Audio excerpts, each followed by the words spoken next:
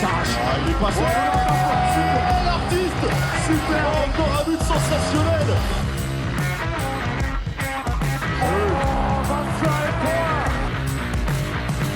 That's a brilliant bit of follow-up play by Mahe. Oh my goodness me, what a shot. Sagosen setter det hen! Han setter den! De er i semifinale igjen! The preliminary round of the IHF World Championship is over. A week full of matches, and there's a lot to talk about, particularly over the last couple of days with all the group finals, the do-or-die matches across this World Championship. It's Chris here, joined by Alex to chat all about it. And coming up later, we have Kay Smits from Netherlands coming up, and we're going to chat to him about the tournament so far and his return to international handball, because a reminder that it was only a year ago that he was out of the team due to his heart inflammation. So lovely to see him back in action. We speak about that and a little bit more. But Alex, how you doing? What are your first impressions now that the championship has moved on to the main round? I think we're ready for the main round. I think everyone's ready for the main round. And I think the Sweden-Spain game gave us a little taste of the main round. Just the do-or-die nature of it all the way throughout that game kind of is going to be the main round, because it's fairly open, and especially those couple of draws in the preliminary round have opened up a couple of groups. I think there's one group in Denmark and Germany that looks pretty set. But otherwise, there's really all to play for, and probably some shocks to come as well from not only the teams competing for those quarterfinal positions, but the wider group and the capability to put up a good performance. So it's set up really nicely. And I think we're going to see a lot more action, a lot of those tighter finishes, and probably a lot more crowds. To date, the crowds have been, I would say, probably disappointing in many of the arenas, but you would imagine that the likes of Swedish fans who haven't really shown up yet will make their way to Norway for the main round, and those arenas will start getting packed, the atmosphere will start getting rowdy, and it's all going to build and build. And usually, World Championships, the quarterfinal is, for the last couple of years, has been the most exciting round. So all of that is to come, and I'm pretty excited. Yeah, and we're going to go through the four groups bit by bit and focus on some of the games that have taken place and to come in the next few days. And we'll start with the groups that feature teams that were playing on Monday night. And Group 3 with Portugal, Sweden, Spain, Brazil, Norway, and Chile in there. Sweden, Spain, Alex, you said it gave us a taste of what's to come.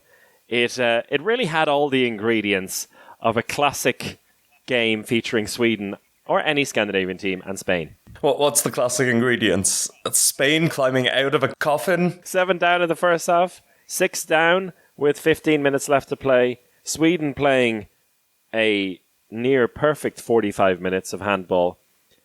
But as Andreas Palika said right after the game, it is just impossible to shake off this team. They're never dead. They were 7 down. They'll always keep trying things. And they tried some interesting things to work their way back into the game. We were thrown back to 2022 as Nicholas Ekberg, back from retirement, scored past Gonzalo Perez de Vargas like he did at the end of the European final in 22. But Alex Dushabayev, like he did even further in past and time, popping up with a proper Alex Dushabayev goal to equalise at the death. Really fun game. I think Sweden will be the disappointed of the two teams because of letting that lead slip. But Spain, it doesn't matter who's in that team. The spirit is still there. They're all just little puppets, aren't they? They are. And Jordi Ribera is there conducting a masterpiece and choosing where to take the direction of handball when he wants. And that's what it was this time around. Sweden, absolutely the better team. Spain, actually, like, I wouldn't even say Sweden were dramatically playing well. It's not like they were really steamrolling Spain. Spain were very toothless in that first half, very static in attack, defensively, a bit scrambled. The whole first half was really scrambled for Spain.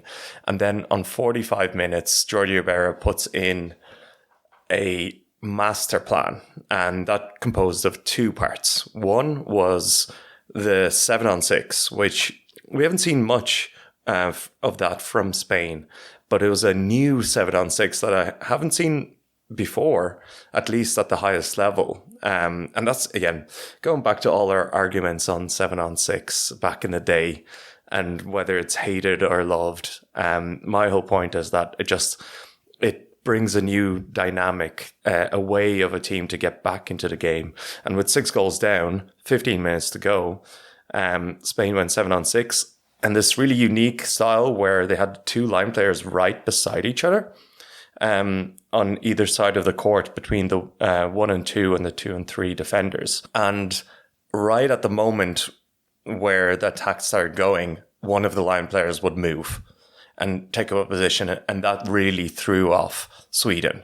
And that movement around the back, it led to easy shots from 9 meters. Ian Tarafetta breaking through in the right-hand side, like identical moves twice in a row. Exactly. And Ferran Soule having a fantastic game on the right wing, 7 from 7, getting the ball. And it really just makes immediately that makes a 3-on-3 on one side of the court, just having those 2 line players beside each other.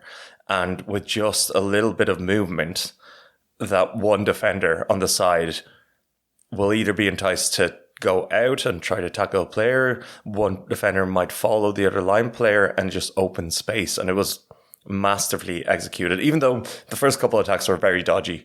They almost conceded twice from it, kind of threw the ball away, but really got going with it. And yeah, that, as you said, the right-handed player at right back for a 7-on-6 is kind of being used everywhere now.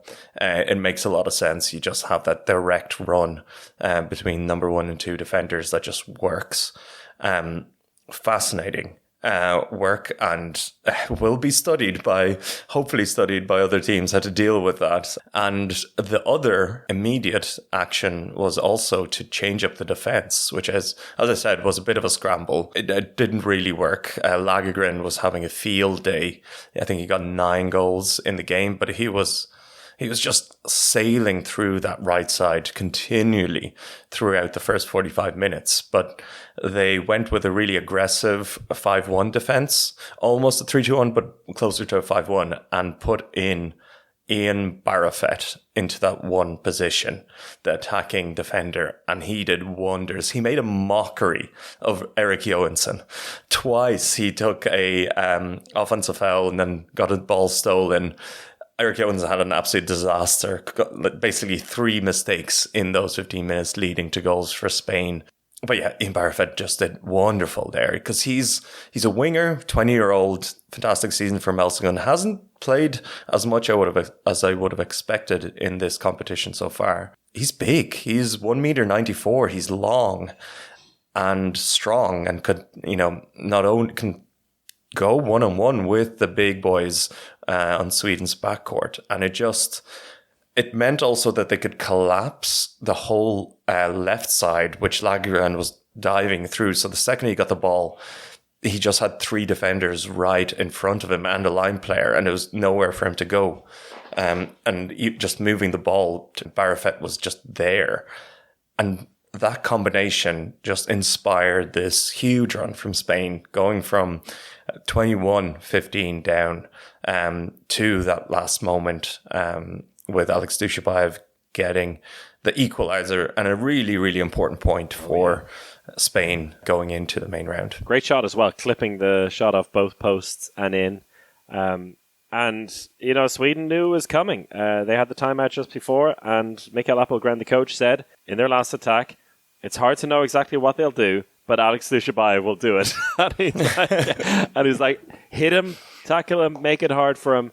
They just gave him a little too much space, though. for that shot, and he does what he does best. Good to see Alex Dushabayev pop up with that as well. He wasn't used at all, really, in the opening 2 games, was he? Very, very little play. He didn't even start this game. The first 10 minutes, Garcia and Dia started the game at right back. Very good. Also, I'll give a bit of props to Petr Chikusa, because every single one of us knew Alex Dushabayev was going to take that shot. Yep. Everyone in the arena, everyone watching knew that it was going to be Alex Dushabayev. And Petr Chikusa did an incredible job convincing everyone that, oh shit, is this 19-year-old going to break through here? And he didn't, but he gave enough space to Alex to get that goal. 2 final points on that Sweden-Spain game. One is, and I haven't seen the Swedish media reaction to the game yet, but if I was Sweden, I would be really angry with the referees on the call. When Felix Muller got the ball on the line, I think there were one goal up. His jersey was pulled, His jersey was continually pulled, and he missed the shot, and I think that was a really, really bad call. Yeah, the commentators were very clear on that at the time. It was obvious for all of us at home. But it's a classic. It's just a classic thing to happen to Sweden, right? That it always comes down to something in the final minutes that makes all of Sweden really angry. And the second one was the quite beautiful fair play moment, which we love to see a handball. You know, the real fair play. The comments I saw was like, "Oh, football, are you watching? You know, this is how it's done." But it was a great moment of Perez de Vargas in goal for a penalty. Hampus Vanna takes the penalty. Does hit him in the head, but initially it came off de Vargas's arm, then hit him in the head. Referee had a red card out and basically gave it to Vanna, but Perez de Vargas admitted it didn't hit his arm first. It wasn't a red card. Actually, great moment of fair play with his teammate. Yeah, club teammates, and I'm sure if he didn't need to do it. Nobody would blame him if he didn't do that, but he could have gone down. He just could have gone down. Yeah, that draw means that they're level on points on second and third place in that group. Portugal, the sole leaders at the top of the group, ahead of Sweden and Spain on 3, Brazil on 2, Norway and Chile on 0 points. I think we have to speak about Norway and Portugal. Norway's dreams crumbling before our eyes as once again they just can't get it right, and Portugal looking very, very strong. I'm finding it hard to decipher where Norway are like letting this all go. Are they just not as good as the other teams? Is it as simple as that, Alex? It may be. It's strange because again, on paper, they're good enough. They're getting a lot of criticism from Norwegian media. I don't know if you saw that Gøran Sugor, who's not even in the squad, but he had to come out with a statement on his Instagram, which was an 8-photo statement of text defending his Norwegian teammates who play for Kolstad, because basically the Norwegian media is just absolutely hammering the Kolstad project, basically hammering Kolstad, hammering Sander Sagosen, and basically saying that this is the reason why the Norwegian team is not at the highest level and Sander Sagosen is not at the highest level, because which is a really strange one, because it is a home team that's doing well for them at the highest level, not as well as hoped, but so really getting hammered by the media. And Sander Sagosen again, he had a clutch moment. We talked about the last game, right, where he broke through on the left at the critical time. Same again, beautiful move, shake and bake, straight through to get Norway a crucial goal, I think, with minutes to spare in the game, saved by Capdevia, who had a fantastic game. Basically killing all hope in this Norwegian team. But anything else from that game, or was it Salvador game? Salvador game. That's what I was going. Was it just Portugal playing an absolute blinder? Portugal are playing a blinder. I don't know if we slept on them a little bit. We spoke about how good the Costa boys were. I don't know, like they they look like a team who are really, really comfortable at this level now. And coming up later, we're going to speak to Kay Smits and speak to him about like how impressive Netherlands' progress has been since only 5 years ago we spoke to them before their European debut. Portugal were also making their European debut 5 years ago. And they look like a team now that are really ready to make the next step. They're in a great position in this group. The Costa boys are, having a laugh. Luis Frade, 6 from 6. The man who said don't trust them. Still don't trust them. But they like everyone popped up for that team and contributed in that win. And they trailed. I don't know if they trailed for most of it. They trailed for a lot of the second half, and it was proper even heading into the final 10 minutes of the game.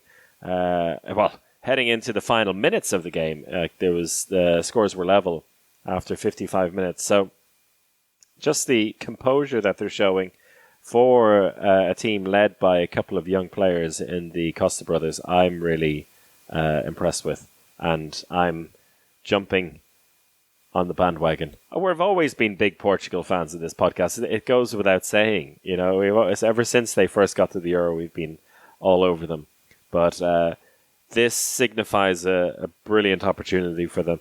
It's going to be tough. First up for them, Sweden, and that's going to be another massive test. But so far, they've come through these tests unscathed. Also, we hadn't recorded since the first round, so their comeback win against Brazil as well, also very impressive. And yeah, I like the look of them. I think it would be a real pity if they don't get one of those two spots. But it's not guaranteed by a long way. This group is wide open. Even Norway, 6 points, 3 wins, it's all possible. Could get you through. It is all possible. I would not completely rule them out. I think Chile will be happy to be there. Our boy Erwin Voigtman did the business. He did. Put them into the main round, and that's fantastic for them. They'll get to really enjoy that. Chile are a good team. They're a very, very good team. I suppose one of the differences it makes compared to other groups where there's like a dramatically weaker team like Cape Verde is that not only is it a dogfight between the top 5 teams, none of them even get a rest or a chance to kind of relax for one game. Because if you do that against Chile, they're going to worry you. They might not win, but they're going to worry you. So it's all go in that group. And yeah, Portugal they really looked like Sporting in those last 10 minutes, which is the best version of Sporting that we've seen cause huge upsets in the Champions League and beat the biggest teams. It's confident.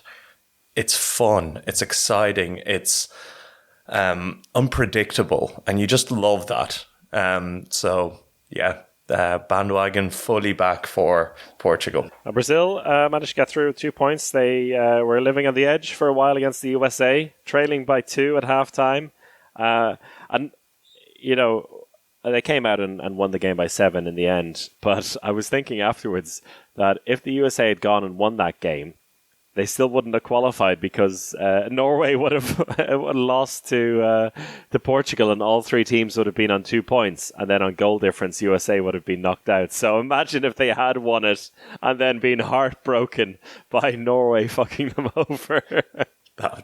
So, yeah. Nevertheless, a very, very good performance for the US, and they'll have a lot of confidence heading into the President's Cup. Should we talk a little bit about Group 4? Group 4 set up also, I think, set up for a great battle between those top 4 teams. This is one of those groups with Cape Verde and Argentina who just aren't up to the same standard.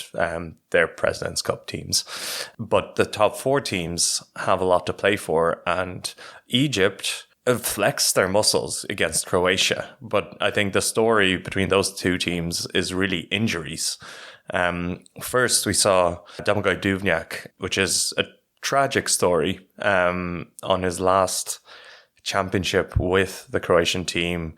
A hero for Croatia, a hero for many fans of handball. I think he's really a kind of a beacon for the battle that handball encapsulates. You know, he's a fighter. He gives everything, and for Kiel and for Croatia, we've seen him really just give absolutely everything and leave everything on the court. And that really inspires people. And I've probably been a little bit harsh on Duvnjak, just calling him old and kind of done for a little while. I don't want that to be his last picture. I think there's still a huge amount of respect for him. And it kind of showed without him at the helm how Croatia weren't quite the same team. But yeah, really tragic that he will likely miss the rest of the competition, but he is sticking around and getting a lot of treatment to potentially make it back. He hasn't been removed from the 18-man squad. However, Lukas Indrich, in a double blow for the team, he was taken out, though he is expected to return at some point. And Igor Karacic picked up the phone after the game and made his way quickly over to Croatia.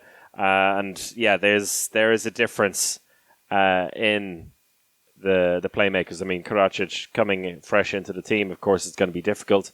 He tried his best, and they had young Ivano Pavlovic start the game as the playmaker, which I think was a real kind of sign of faith from Dagger Sigurdsson in him, but it simply didn't work out because there it's, a young lad against an Egypt team full of big, angry, and respectful men who'll beat the crap out of you respectfully.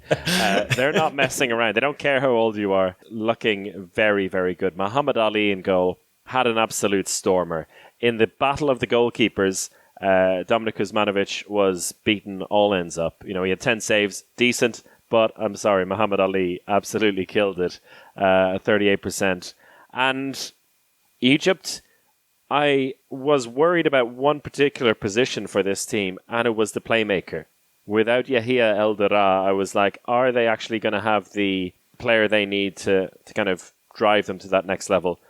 And they actually have 2 very, very strong playmakers in there. His brother, Saif El Dara, who he's not quite at the same level, but is very dependable. And Ahmed Kairi, who really stepped up in this game, particularly with his combination with the line player, Ahmed Adel. And you mentioned it in our pre-championship podcast about Adel and how much of a focal point he was for this team. In the second half, Kairi pulled out some magical assists, creating opportunities for him, like really beautiful stuff. And so that combined with every other position in this squad, which is solid. You have a couple of good players in every position. Egypt looking really good, and they were not bothered by 15,000 people in Arena Zagreb shouting against them. You had them as your finalist prediction, which I'm not going to go that far yet, but things looking very good for them. Top of Group 4 with 4 points alongside Iceland, who completely dismantled Slovenia tonight, and then Slovenia, Croatia on 2 points apiece. There's room for some surprises in here because I don't know what to expect with Iceland and Slovenia coming up against those teams, and I don't know really what to expect from Croatia anymore with the playmaker issue. Looking at Croatia, they had an opportunity to kind of move forward with a younger base. Remember that, what was it? Was it a Euros where they just let their young guns go, but they've stepped back from that, really, putting a lot of emphasis on Duvnjak and Sindrich in kind of the last 2 years. Or since Sigurdsson has come back in, so only a year. And the Olympic qualifiers, the Olympics themselves, that they've put a lot of focus on those two. And, you know, in that game, Cerna 1 from 6. Clarica didn't play. Of course, Martinovic is in front of him, but Clarica not getting too much of a chance. Tin Lucene He hasn't played at all yet. hasn't Nothing. He wasn't even in the squad for the second match. He hasn't touched the court yet. touched the course. Tin Lucene probably took a step back as a player over the last while, going to Nexa, and he was 0 from 1. So those were the guys that were exciting at the time, and they haven't really got a chance to like continue developing. And in the meantime, they put their money on Duvnek and Sindrich, who got injured once again. And now we have to see if this team is, capable of kind of reinvigorating that, and how much Martinovic can do. He has been okay in this competition, but not the level that we saw him at his best again in that Euros, where he really probably was one of the best players in the competition. Lots of questions for Croatia. But they do have Kuzmanovic, who is unbelievable. He really has the ability to bail them out. And against two teams like Iceland and Slovenia, a great goalkeeper performance could be enough to defeat them. So I'm absolutely not ruling them out of this just yet. And Martinovic, he... At times against Egypt, it just looked like he was trying too hard. And I think he did some amazing things for them and helped to drive them back within a goal early in the second half.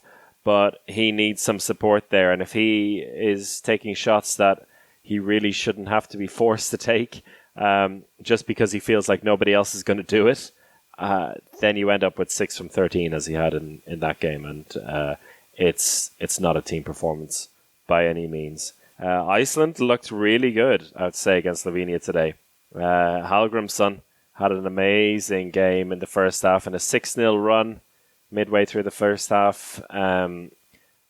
Opened things up completely for them.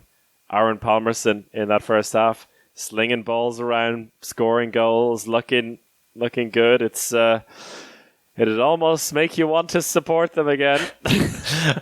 Almost. 8 turnovers for Slovenia in the first 20 minutes. 7 of those were basically direct steals that led to goals. So very impressive from Iceland's defense, very active. And I haven't seen too much of Iceland in the competition so far, just because, well, the nature of the competition they've faced so far. But they seem to have, or Snorri Gudjonsson, who's now the coach, seems to have put a focus on defense, with that also picking his starting backcourt players, because you do have Elver Jonsson and Smarrison as the starting players, and they're maybe not as exciting as Christiansen or Palmerson, but defensively they're way more solid, and they don't really need to do too much in terms of substitutions for defense with that lineup, while still retaining a good attack. And Viggo Christensen also looking very nice. I think he's, across those three, he's probably the excitement factor in that backcourt. Smarrison and Jonsson, very steady, very good. Viggo Christensen, a little bit more chaotic, which they probably need, and every team needs once in a while. And their wingers playing extremely well. So all of that kind of leading to a really good win against Slovenia. Hard to tell what the deal is with Slovenia, honestly, after that. Alex Fla has been really good in the competition so far. Phenomenal, really. And going into the game, he had like a 90% shooting percentage, again, against weaker teams. But they really...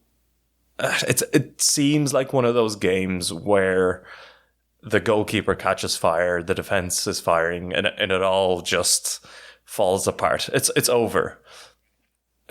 It's like I kind of related to, basketball games where these days, one team is just going to shoot 50% from three and you just can't win against a performance like that. They're not going to do it all the time, but there's going to be a game where you just can't win. And you have that with goalkeepers in handball. And this time, Helgrimsson was on 50% for most of the game. And I don't think that's it for Slovenia, but more kind of impressive by Iceland. Yeah, that'll be a fun one to keep an eye on, and that's one of the groups that I'll be covering in the main round. So we'll cover the other two groups shortly, but first, before we talk about Netherlands group with Hungary, France, and Austria, among others, let's hear from Kay Smits. I had a chance to speak to him on Monday morning. Kay, in his first major championship since he was out for a period last season with a heart inflammation, back in now and looking fairly strong so far. You have to say he's been a part of this Dutch team since they made the breakthrough in 2020. We've spoken about their development over the last 5 years, what he makes of the tournament so far, and their interesting, to say the least, experience coming up against the Macedonian fans a few days ago, and his future as well, both with the national team for the next couple of weeks and in his club career. Hey Kay, thanks for taking some time to chat this morning. It's been a bit of a crazy first week for you and the team at the World Championship, particularly everything that happened last night against Hungary and a couple of days ago against the Macedonians. How are you feeling this morning as you close the first week and the first round behind and look ahead to the main round? Of course, a little bit disappointed after yesterday. We are in the main round with 2 points, but of course the goal was 4 points. But it's something we have to accept. It was a well-deserved victory from Hungary yesterday, so that's also something in the tournament. You can't be too long into the negativeness from the game or from a loss. We have to switch again quickly and have already tomorrow the important game. So there's also the positive thing. Sometimes when you have so many games, you have to make the switch for the next game and just forget about the loss and get the spirits up. So I think that's where we are now. Some didn't suit that good, I think, some players. So we have to use this day to, like I said, put the spirits up, to focus on tomorrow, and to also get the energy a little back. Yeah, get a little bit, fun again and a smile on everybody's faces. Yeah, it sounds like a positive way to look at it. That game last night, with a couple of minutes left, came so close to getting level. But those things, I think, as you've experienced both sides of it so many times in your career, that it can turn one way or another. What do you think the key difference was in these? Well, I mean, the final few minutes makes a difference, but what was the key in the game against Hungary? In the last minutes, we got close. Like you said, I think we got to 2-point deficit. So we got a chance again, but in those moments we weren't executing well enough, both in offense and defense, and that's the difficult thing when you're fighting back from a 4-3 or 2-point deficit. That you have to be almost perfect, because you can't make any mistake in offense, you can't make any mistake in defense if you have to keep up and you want to get closer. And in those moments we weren't doing it well enough. We made also in the end too many mistakes. They're both in defense and offense. So, like I said, we have to be much more almost perfect at those final minutes, because we came back from a 4-3 or 2-point deficit. So there was a tough one, and in the whole game it was a little bit almost the same feeling. I think we missed like the 10% quality in defense, 10% quality in offense. So just over 60 minutes, not well enough. Hungary had much better control, played a very solid game. Difficult to, with a few mistakes they made, to make use of it, to get the ball and to make a quick goal. So I think they did it very good, and it was difficult to turn the game around in the moments where we were too far away from it. And before we look ahead to the coming days, just a quick word on the Macedonian game. An intense atmosphere, which I'm sure you've come up against hostile environments in your career in the past. But how did you experience that as a player down in the court, as it heated up and boiled over at the end? Yeah, it was much during the whole game, but like most of the game, it was like a good atmosphere. Of course, like intense and hectic, but until the end, it was quite fun actually. 2 days before that game, our first game of the tournament was in front of 200 people, so that was a little bit boring at sometimes. So as a player, you rather have, of course, those intense games where the crowd is supporting no matter which team. And of course, the what was it, the last 10 minutes when they kept throwing stuff and the referees had to stop the game multiple times. That was a little bit too much, and especially after the final whistle. Then yeah, there's some things you don't want to see from the fans. They don't belong on the court, of course. So I was just happy that everything went okay. We got the 2 points and we could just continue. So could be worse. So yeah, we have a good story to tell now. Yeah, exactly. It's one of those things. It's a bit softer to take when you get a win at the end of it, right? Despite that loss to Hungary, things are still quite wide open in the main round group, particularly with Hungary taking just 1 point more than you guys. Are you the kind of player to already be making quick calculations in your mind as the week goes on, or do you try to just go day after day? Of course, you have to know a little bit what the situation is and what the possibilities are and what we need as a team. That is always important to know, I think. But on the other hand, we also know that it changes so much from game to game. Situation would look so different, like 1 point or 2 points yesterday. And you never know, of course, what is going to happen, what the other opponents are going to do in their games. So, of course, we have to know the situation and by day to day look at our situation and what we need every day. But at this moment, it's very simple. We just need 2 points in the next game. It's really, really easy and nothing else to think about.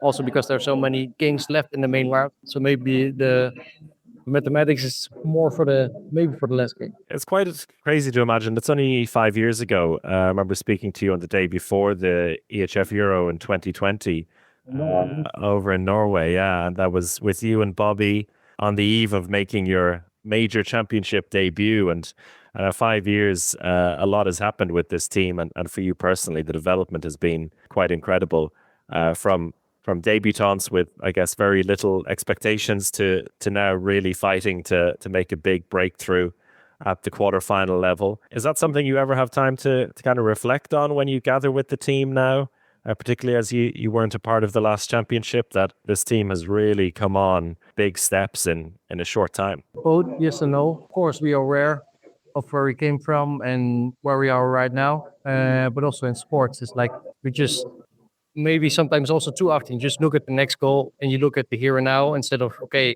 we have to also be realistic in where we came from and where we are right now to be proud of the development and proud of the journey we've had as a team and have had as a handball country. So maybe we don't do it enough and should do it a little bit more, because 5 years ago would be totally different reaction after a game like yesterday, for example. Now the only thing we want against Hungary is a win. Anything less, we will be disappointed. And 5 years ago, that would be the total opposite. So that's also the part of sports, of course. We want more because we know we can. And we try to get that every day. This is your first major tournament with the team since you missed out a year ago with your heart inflammation issue.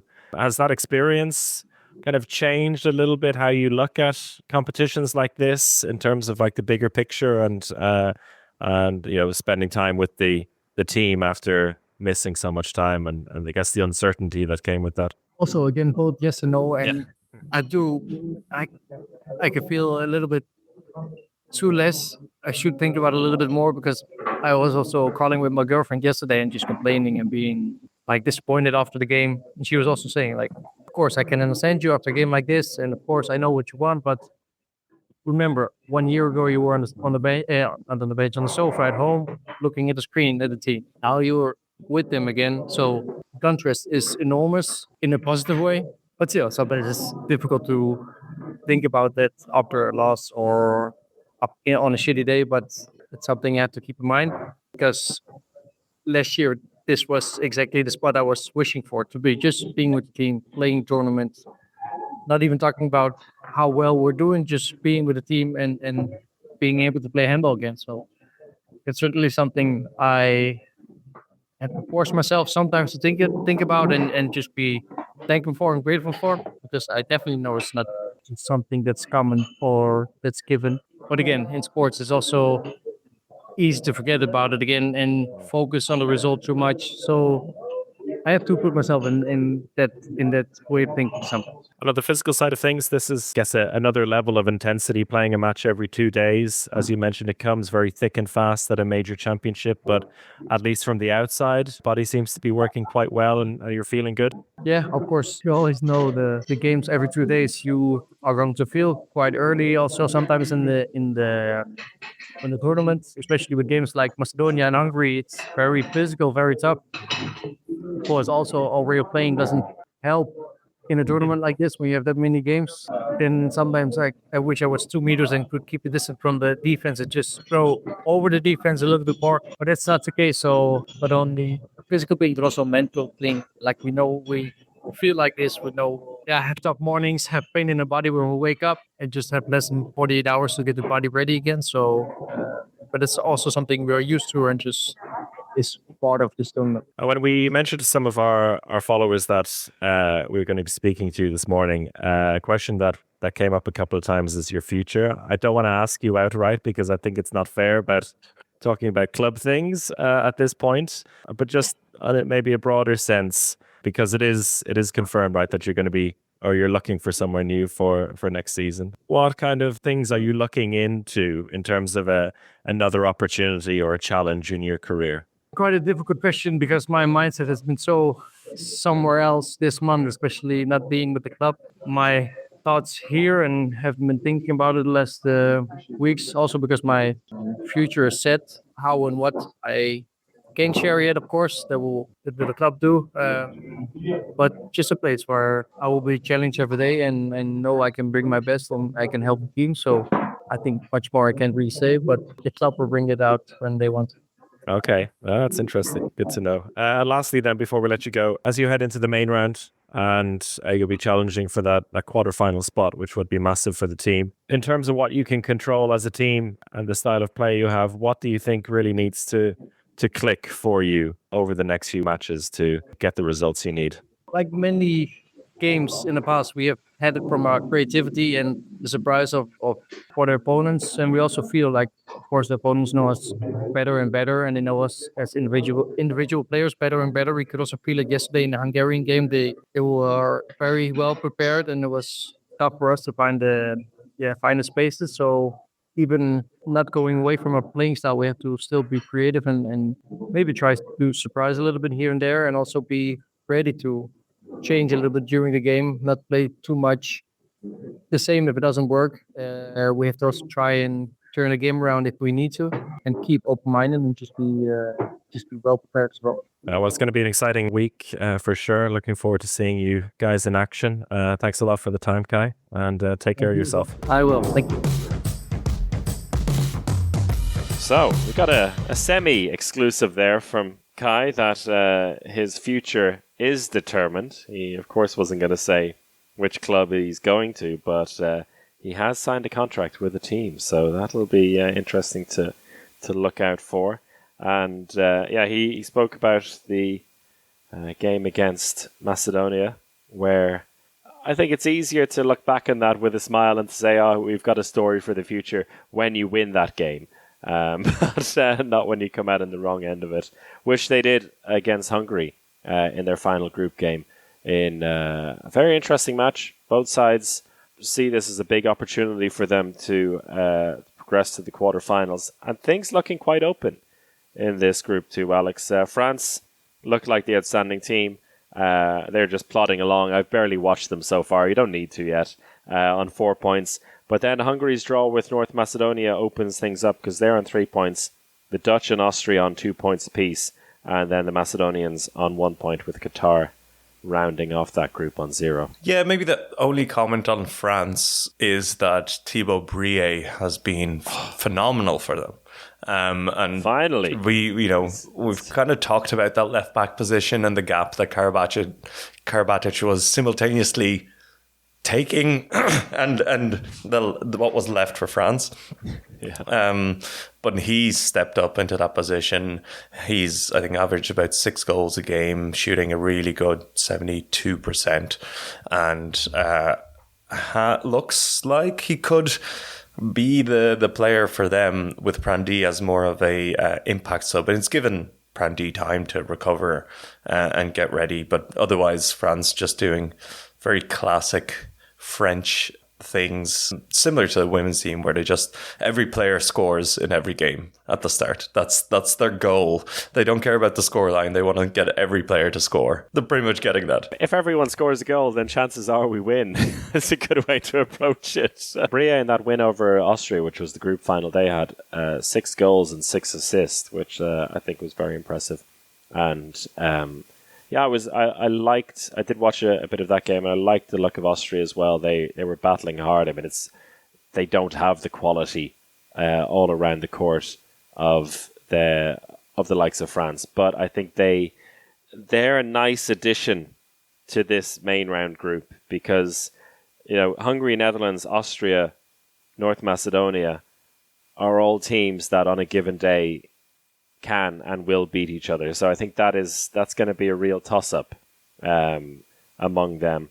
Kay Smits was talking about how controlled the Hungarians were. I mean, it's not a surprise to us anymore that this team has really matured. And to see their lead cut back to just 1 with a few minutes left before taking over, I think was a really impressive performance. But I don't know if they'll do it for 3 rounds in a row in the main round. This is a proper toss-up. Even Qatar could do something against some team. It's a weird one. It's definitely the weakest group on paper here. France will likely sail through, but they're still going to get a couple of tests, like real tests in Hungary and the Netherlands. Hard, I hope Hungary are take that win against the Netherlands and grow from it after kind of a disappointing draw against North Macedonia. But Macedonia as well, with Filip Kuzmanovic, are a force. Their fans are they're loud and proud and really aggressive, so they can cause some issues. This one will just play out. I kind of hope that Netherlands get there, but with they're kind of struggling as a team as well. I think Danny Byens hasn't been good in the competition. Kay Smits hasn't been his amazing self, where Netherlands were knocking on the door of the top players, and they have no right winger, so they're playing Niels Versteinen at right wing. Well, I mean, they have a right winger like Robin Nagtegel, who scored 2 from 3 against Hungary. Like he's there.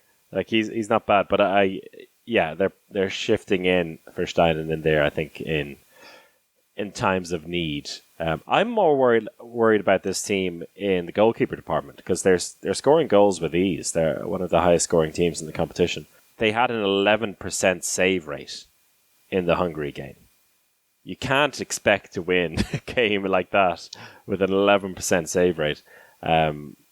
Hungary's was slightly better at I think 17 or 18, but I think that's for me the big worry for this team, that they have the run and gun style, and Kay Smits talks about that style of play as well, which sometimes needing to mix it up when it comes to the big games that are coming, because they're not a surprise to anyone anymore. Everyone knows all of these players inside out. They've been doing it for 5 years now, and they're going to need something special from one of those goalkeepers, Ravensbergen or Dorgello, to carry them over, and you're not guaranteed that like you are with some teams. And for Hungary, I'm just going to put this out there. Do they have the best centre block in handball? In Adrian Šipos, who's been phenomenal for Melsingen this season, and Ligatvari, who has long been a fantastic defender.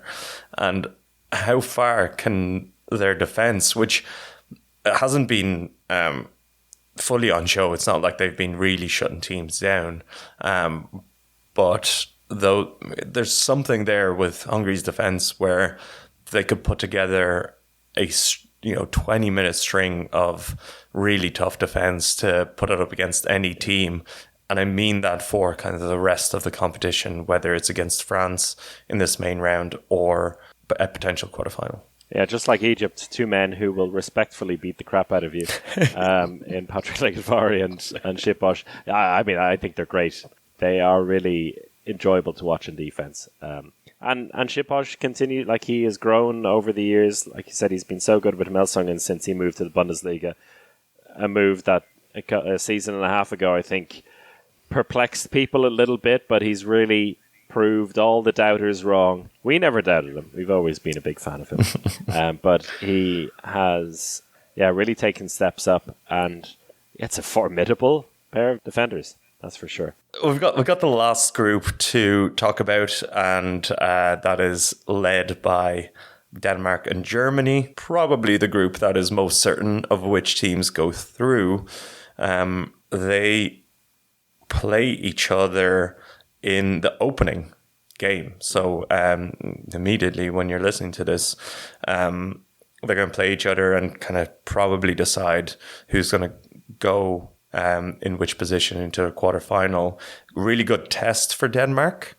And there's slight rumbles that Matthias Gidsel is not on full form. I think the game against Italy, he scored... He was like 4 from 9? Yeah, 4 from 9, which is really disappointing. He was disappointing himself in interviews after a game. He was criticised and he was disappointed in himself. Just he keep 19 listening. goals in the 2 previous matches. But if you look at the first 2 matches that he played as well, he got into a flow state and scored, 8 goals in the middle 20 minutes. But again, struggled to get going in both games. So then he did.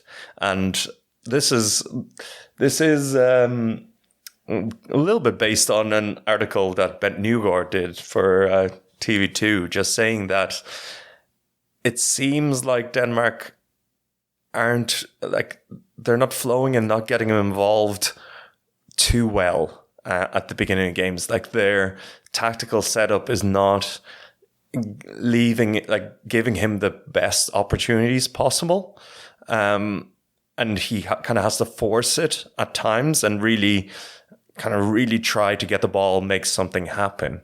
And against weaker teams like Tunisia and Algeria, there'll just be a moment where the game opens up and he can just sail through. He can get fast breaks. He can get breakthroughs. He can do his wild spin shots. He can jump past the goalkeeper, do all his fun things. But in those tight moments, and that is, against Tunisia and Algeria, both teams have a bit in them. Denmark haven't fully engaged Giesel as much as they can, and that's against Germany. We'll see that Germany themselves have not been able to get going at all in first halves, but have been really solid. So good test for everyone set up there. Yeah, it gives us something to look at. If he doesn't have a good game, then Bent can lean on that. But if he scores 9 goals again, then we won't have too much to worry about. It sounds like someone who had to write an article and there's nothing to write about because Denmark are too good.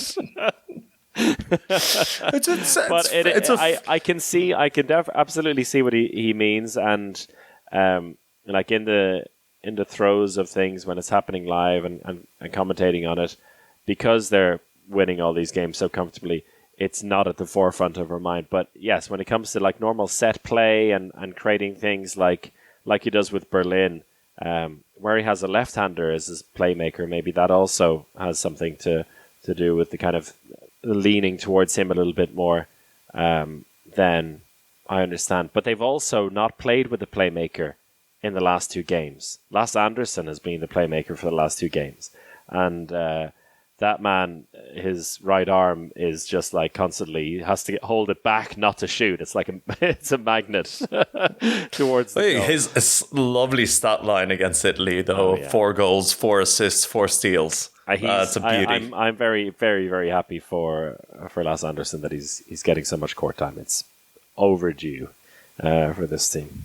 Could we also just highlight the was being billed as the greatest 90 seconds of handball ever. Oh, tell me. Maybe an exaggeration, but Kevin Muller coming in towards the end of the Italy game, point blank save, full fast break up to Emil Jakobsen, who takes the ball in flight and spins it over Ebner's head. Unbelievable goal. Italy come back the other way, break through, point blank save from Kevin Muller again, up on the other side, another goal. It was that crushing nature of Denmark in full flow. It was pretty amazing to watch. I really enjoyed that game, actually, Denmark and Italy, because Italy really stuck to their guns. They played the way they play, and they weren't going to slow down for anyone. And I think never has a team enjoyed a 39-20 loss as much as Italy enjoyed that game, which was nice. Yeah, I think there could be a couple more on the way there, like Italy, Switzerland, and Czechia on 2 points, 1 point, and 1 point. No, none of them are going to trouble the top two. Hey, come on. The Czechia Sabate ball where they slow the game so much. Can they slow Denmark? Potentially. Denmark might score less than 30 goals in one game. Italy versus Germany, is that where we're going to get a shocker? Maybe. If Germany keep playing the way they are, then Italy maybe have a chance to do something. A bit more in Germany, maybe. They've won their games. They've been challenging games. Poland, Czechia, and Switzerland are good teams. Against Switzerland, they needed 20 saves from Andy Wolf, who was incredible, to beat them. They really struggled, and Switzerland were up for most of the game, and really it was a 60-second spell in the last 10 minutes where Switzerland just conceded 3 turnovers in a row, and that killed the game. But it was a real struggle for Germany. Against Czechia also, David Speth in goals had 14 saves, 47%. So they've got these close wins and have had incredible goalkeeping performances in there. Are you worried in any way about Germany? Yeah, it hasn't been the most convincing preliminary round so far. And maybe this is what we get for thinking that it's going to be an exciting time for them. It was a really tricky group, trickier than I think we expected it to be, that they came out of. But we did expect them to be like at a completely other level. The positive side to look at is they got 3 wins out of 3 in a group where everyone else was drawing against each other and scoring 12 goals. Denmark will be a great test for them.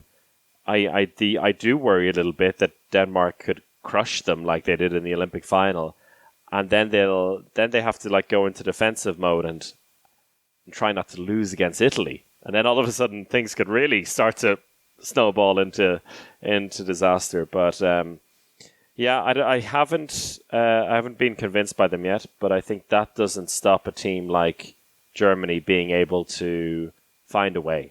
Like last year, they were horrendous at the European Championship, and they still got to the semi-final.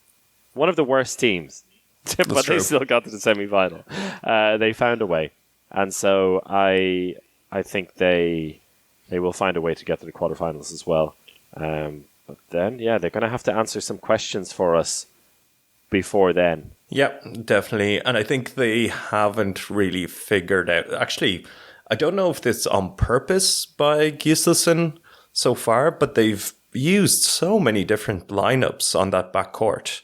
And on the line, Gull and Fisher have really split time. It's almost been a bit chaotic, and I can't tell if it's Gislason just trying different things. Everyone except for Ustjens, of course. Yeah, exactly. Ustjens, he takes all the shots. That's and honestly, first 2 games he was expensive. He had a great game against Czechia with 8 from 10, but before then he was fluttering on that 50% shooting line for a little while, maybe getting a little bit trigger happy in there. A lineup I've liked actually is Niels Lichtlein at centre back and Yuri Knorr at left back, which was it was effective for Germany at times against Switzerland, and again Niels Lichtlein with a couple of goals against Czechia. I like that.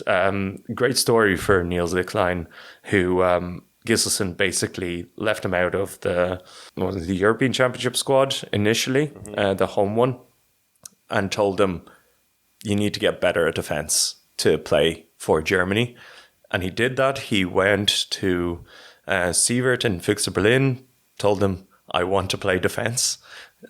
I want to practice. I want to get better at this, and is now able to stay on the court defensively, playing that number 2 position. He's beefed up a little bit, and great to see that kind of development from him. So I like the look of that so far. Gergic hasn't been inspired. Kuster probably even taken a couple of steps back. So there's still a bit to figure out for Giselson with Germany. Germany have been bereft of a playmaker for so long that I think when Yuri Knorr came around, that it was like, okay, this is our man now for the rest of the time. Yuri Knorr is a very capable potential left back for this team.